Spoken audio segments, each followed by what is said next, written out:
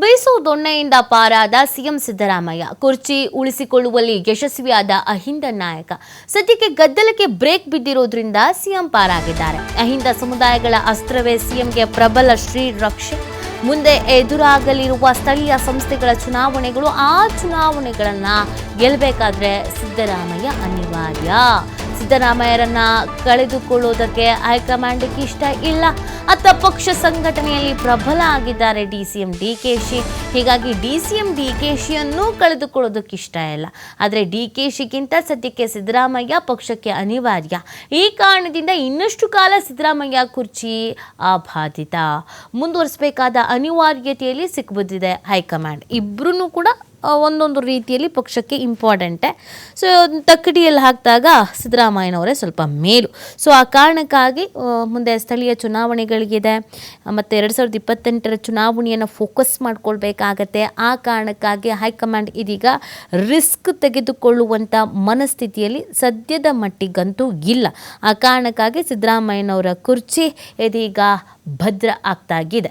ಬೀಸೋ ದೊಣ್ಣೆಯಿಂದ ಪಾರಾಗಿದ್ದಾರೆ ಸಿಎಂ ಅನ್ನೋದು ಗೊತ್ತಾಗ್ತಾಗಿದೆ. ಒಂದಷ್ಟು ಲೆಕ್ಕಾಚಾರ ಹೈಕಮಾಂಡ್ ಕೂಡ ಹಾಕೊಂಡಿರುತ್ತೆ.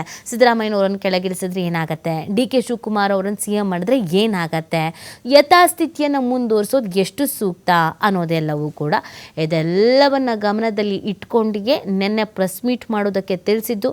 ನೀವಿಬ್ಬರು ಒಂದಾಗಿದ್ದೀರಾ ಅನ್ನೋ ಮೆಸೇಜ್ ಪಾಸ್ ಆಗಬೇಕು ನಮಗೆ ಅಷ್ಟೇ ಅಂತ ಹೇಳಿದ್ದು. ಅದೇ ಮೆಸೇಜನ್ನು ನಿನ್ನೆ ಪಾಸ್ ಮಾಡಿದ್ದಾರೆ.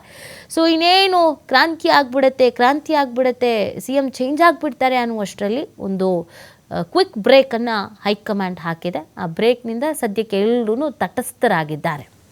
ಈ ಬಗ್ಗೆ ಮಾಹಿತಿ ನೀಡ್ತಾರೆ ನಮ್ಮ ಪ್ರತಿನಿಧಿ ಶಿವು.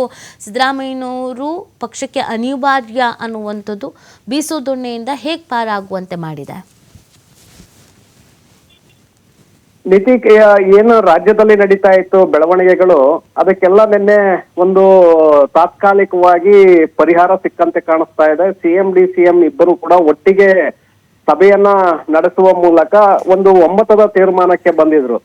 ಸದನ ನಡೆಯುವವರೆಗೂ ಕೂಡ ನಾವು ಸೈಲೆಂಟ್ ಆಗಿರ್ಬೇಕು, ಇದೇ ರೀತಿಯಾಗಿ ಮುಂದುವರೆದಿದ್ದೆ ಆದ್ರೆ ಪಕ್ಷ ಮತ್ತೆ ಸರ್ಕಾರಕ್ಕೆ ಡ್ಯಾಮೇಜ್ ಆಗತ್ತೆ, ಪ್ರತಿಪಕ್ಷಗಳು ಇದನ್ನ ಎನ್ಕ್ಯಾಶ್ ಮಾಡ್ಕೊಳ್ತವೆ ಅನ್ನುವಂತ ಕಾರಣಕ್ಕೆ ನಿನ್ನೆ ಕಾಂಪ್ರಮೈಸ್ ಮಾಡ್ಕೊಂಡಿದ್ದಾರೆ. ಆದ್ರೆ ಇದು ತಾತ್ಕಾಲಿಕವಾಗಿ ಮಾತ್ರ. ಈಗ ಮುಂದೆ 19ರ ನಂತರ ಡಿಸೆಂಬರ್ ಕೊನೆಯ ವಾರ ಅಥವಾ ಜನವರಿಯಲ್ಲಿ ಮತ್ತೆ ಈ ತಿಕ್ಕಾಟ ಶುರುವಾಗತ್ತೆ. ಯಾಕಂದ್ರೆ ಈ ಕಡೆ ಡಿ ಕೆ ಶಿವಕುಮಾರ್ ಕೂಡ ಪಟ್ಟಣ ಸಡಲಿಸ್ತಾ ಇಲ್ಲ, ಮತ್ತೊಂದು ಕಡೆ ಸಿದ್ದರಾಮಯ್ಯ ಅವರು ಕೂಡ ಕುರ್ಚಿಯನ್ನ ಬಿಟ್ಟು ಇಳಿತಾ ಇಲ್ಲ. ಸಂಪುಟ ಪುನಾರಚನೆಯನ್ನ ಮಾಡಿ ಅಂತೇಳಿ ಅವರು ಕೂಡ ಡಿಮ್ಯಾಂಡ್ ಅನ್ನ ಇಟ್ಕೊಂಡು ಕೂತಿದ್ದಾರೆ. ಇಬ್ಬರನ್ನು ಕೂಡ ಸಮಾಧಾನ ಮಾಡುವಂತ ಪ್ರಯತ್ನವನ್ನ ಹೈಕಮಾಂಡ್ ಮಾಡ್ಬೇಕಾಗತ್ತೆ. ಹೈಕಮಾಂಡ್ ಅಷ್ಟರ ಮಟ್ಟಿಗೆ ಯಶಸ್ವಿ ಆಗತ್ತಾ ಅನ್ನುವಂತಹ ಅನುಮಾನಗಳು ಕೂಡ ಇದೆ. ಇಲ್ಲಿ ಸಿದ್ದರಾಮಯ್ಯ ಎಲ್ಲೋ ಒಂದು ಕಡೆ ಬೀಸುವ ದೊಣ್ಣೆಯಿಂದ ಅವರು ಪಾರಾಗಿದ್ದಾರೆ. ಯಾಕಂದ್ರೆ ಈಗ ಈಗಲೇ ಆಗ್ಬೇಕು ಅಂತೇಳಿ ಡಿ ಕೆ ಶಿವಕುಮಾರ್ ಪಟ್ಟಣ ಹಿಡಿದಿದ್ರು, ಕುರ್ಚಿಯನ್ನ ಬಿಡ್ಬೇಕು, ನನಗೆ ಕುರ್ಚಿಯನ್ನ ಕೊಡ್ಬೇಕು ಅಂತೇಳಿ ಪಟ್ಟಣ ಹಿಡಿದುಕೊಳ್ತಿದ್ರು. ತಾತ್ಕಾಲಿಕವಾಗಿ ಈಗ ಮುಂದಕ್ಕೆ ಹೋಗಿರೋದ್ರಿಂದ ಅಲ್ಲಿಯವರೆಗೂ ಕೂಡ ಉಸಿರಾಡೋದಕ್ಕೆ ಅವಕಾಶ ಸಿಗ್ತಾ ಇದೆ. ಅಷ್ಟರ ಒಳಗೆ ಬೇರೆ ಬೇರೆ ತಂತ್ರಗಾರಿಕೆಯನ್ನ ಮಾಡೋದಕ್ಕೆ ಅವಕಾಶಗಳು ಸಿಕ್ಕಿದೆ. ಈ ಕಡೆ ಡಿ ಕೆ ಶಿವಕುಮಾರ್ಗೂ ಸಿಗುತ್ತೆ, ಆ ಕಡೆ ಸಿದ್ದರಾಮಯ್ಯ ಅವ್ರಿಗೂ ಕೂಡ ಅವಕಾಶಗಳು ಇದೆ ತಂತ್ರಗಾರಿಕೆಯನ್ನ ಮಾಡೋದಕ್ಕೆ. ಒಂದು ಕಡೆ ಹೈಕಮಾಂಡ್ ಈ ವಿಚಾರದಲ್ಲಿ ಸಂದಿಗ್ಧ ಪರಿಸ್ಥಿತಿಯಲ್ಲಿ ಇದೆ. ಈ ಕಡೆ ರಾಜ್ಯ ನಾಯಕರು ಇಬ್ಬರು ಕೂಡ ಪ್ರಭಾವಿಯಾಗಿರೋದ್ರಿಂದ ಡಿ ಕೆ ಶಿವಕುಮಾರ್ ಅವರನ್ನ ಕೈ ಬಿಟ್ರೆ ಪಕ್ಷದ ಮೇಲೆ ಹೊಡೆತ ಬೀಳುತ್ತೆ. ಯಾಕಂದ್ರೆ ಸೊರಗಿದ್ದಂತಹ ಪಕ್ಷಕ್ಕೆ ಚೈತನ್ಯವನ್ನ ತುಂಬಿದಂತವ್ರು, ಕಾರ್ಯಕರ್ತರಲ್ಲಿ ಉತ್ಸಾಹವನ್ನ ಮೂಡಿಸಿದಂತವ್ರು, ವಿಧಾನಸಭಾ ಚುನಾವಣೆಯಲ್ಲಿ ಅತಿ ಹೆಚ್ಚು ಮತಗಳನ್ನ ಪಡೆದು ಅಧಿಕಾರಕ್ಕೆ ಬರೋದಕ್ಕೆ ಅವರ ಕೊಡುಗೆ ಕೂಡ ಸಾಕಷ್ಟಿದೆ. ಅದೇ ರೀತಿಯಾಗಿ ವರ್ಚಸ್ವಿ ನಾಯಕರಾಗಿರೋದ್ರಿಂದ ಜನರನ್ನ ಸೆಳೆಯುವಂತಹ ಶಕ್ತಿ ಸಿದ್ದರಾಮಯ್ಯ ಅವ್ರಿಗೆ ಇರೋದ್ರಿಂದ ಅಹಿಂದ ಸಮುದಾಯಗಳ ಮತ ಬ್ಯಾಂಕ್ ಅನ್ನ ಸೆಳೆಯುವಲ್ಲಿ ಅವರು ಕೂಡ ಯಶಸ್ವಿಯಾಗಿದ್ರು. ಹಾಗಾಗಿ ಸಿದ್ದರಾಮಯ್ಯನವರ ಕೊಡುಗೆ ಅತಿ ಹೆಚ್ಚಿನ ಪ್ರಮಾಣದಲ್ಲೇ ಇದೆ. ಈಗ ಮುಂದೆ ಸ್ಥಳೀಯ ಚುನಾವಣೆಗಳು ಎದುರಾಗ್ತಾ ಇದೆ. ಜಿಲ್ಲಾ ಪಂಚಾಯತ್, ತಾಲೂಕ್ ಪಂಚಾಯತ್ ಚುನಾವಣೆಗಳು, ಗ್ರಾಮ ಪಂಚಾಯತಿ ಚುನಾವಣೆಗಳು, ಬಿಬಿಎಂಪಿಗೆ ಚುನಾವಣೆ ಎದುರಾಗ್ತಾ ಇದೆ. ಈ ಚುನಾವಣೆಗಳು ಮುಗಿಯುವ ಹೊತ್ತಿಗೆ ವಿಧಾನಸಭಾ ಚುನಾವಣೆ ಕೂಡ ಎದುರಾಗ್ತಾ ಇದೆ. ಆ ಕಾರಣಕ್ಕೆ ಇಲ್ಲಿ ಎಲ್ಲೋ ಒಂದು ಕಡೆ ಅಹಿಂದ ಮತ ಬ್ಯಾಂಕ್ ಹೆಚ್ಚಿನ ಪ್ರಮಾಣದಲ್ಲಿ ಇರೋದ್ರಿಂದ ಸಹಜವಾಗಿ ಸಿದ್ದರಾಮಯ್ಯ ಅವರನ್ನ ಉಳಿಸಿಕೊಳ್ಬೇಕಾದ ಅನಿವಾರ್ಯತೆ ಇವತ್ತು ಹೈಕಮಾಂಡ್ ಮುಂದೆ ಇದೆ.